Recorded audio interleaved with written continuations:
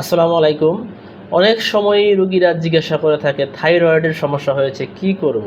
আসলে থাইরয়েড একটি খুবই গুরুত্বপূর্ণ একটি এন্ডোক্রাইন গ্ল্যান্ড। এটা প্রত্যেকটি মানুষের সুস্থ থাকার জন্য স্বাভাবিক ফাংশন কিন্তু জরুরি।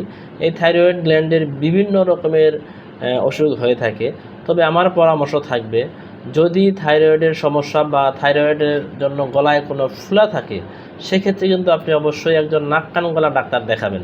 যদি কোনো ফোলা না থাকে, অন্য কোনো লক্ষণ থাকে, যেমন ওজন কমে যাওয়া অথবা ওজন বেড়ে যাওয়া, বুক ধড়ফড় করা, দুর্বল লাগা, চুল পড়ে যাওয়া, এরকম সমস্যা হলেও কিন্তু থাইরয়েডের সমস্যা হতে পারে।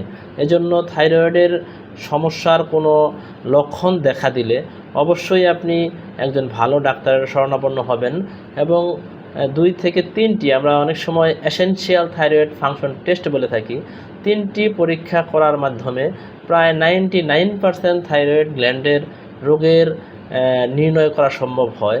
অনেক টাকাও খরচ হয় না। এজন্য আপনাকে আমি সবসময় একটা কথা বলে থাকি, ভালো এবং মানবিক গুণসম্পন্ন ডাক্তারের কাছে যেতে হবে। তাহলেই আপনি সঠিক চিকিৎসা পাবেন, আপনার পরীক্ষার অপচয় হবে না বা টাকার অপচয় হবে না।